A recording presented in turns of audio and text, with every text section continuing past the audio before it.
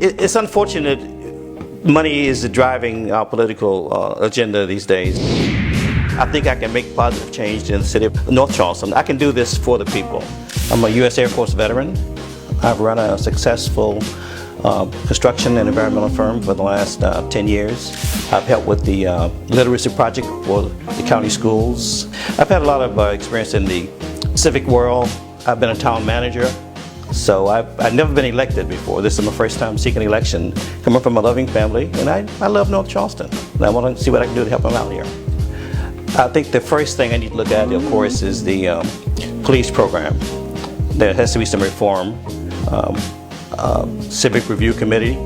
We have to look at the practices and policies and procedures of the department. We have to look at things like profiling and excessive force on some of the citizens. This is something that's perceived by the people in the Southside neighborhoods. I don't know what the evidence are to support the divide between the policemen and the people in the communities, but there is a serious divide. That's the number one concern of what people talk to me about. Next thing is we have to revitalize the neighborhoods. We got to fix up these dilapidated properties that's just a place where rodents can fester and all kind of disease can linger. We have to get these spaces cleaned up, tear the properties down, rebuild or clean the lots up. First term, I guess, would be the police department, I guess I should say. Revitalizations of the neighborhood. And also we have to look at education right away. There is a strong divide between the Charleston County School District and the parents of the kids that are attending the schools. We can't have kids getting bused an hour and a half from their homes to school. It's just something that it affects performance, and the performance affects your grades, and we have a 50% dropout rate in among kids in the minority schools, and that's just something we can't tolerate. There's so many plans, and we've paid for plans and all kind of performance studies. Dorchester Road, Ashley Phosphate, Rivers, I-26. I mean, those are corridors I use, and it's absolutely incredible how busy it can be. And the bridges, I mean, once something goes down, you're stuck. I think it'll take 2 terms. The first year we can start seeing some change. The first year, from what I've heard, I haven't looked into all of them, but I know the police department has to be. We need more minorities on the police department, more minorities and more women. The administration.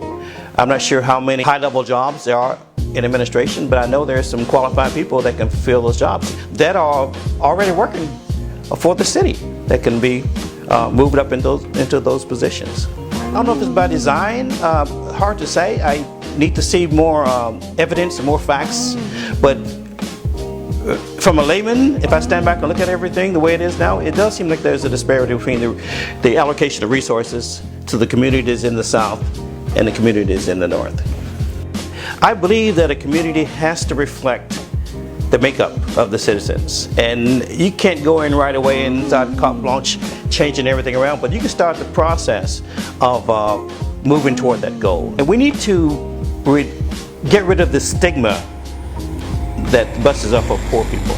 We're not going to get anybody from the north neighborhoods like West Cotton, Coosaw Creek, and Kings Grant to ride the buses if it's perceived as have this persona of being, well, this is just for poor people. We need bus lanes. We need to get some bus lanes, because if I'm sitting on Dorchester Road and the bus is going the same speed I'm not going to get on the bus. If people can't get around, people are going to stop coming here.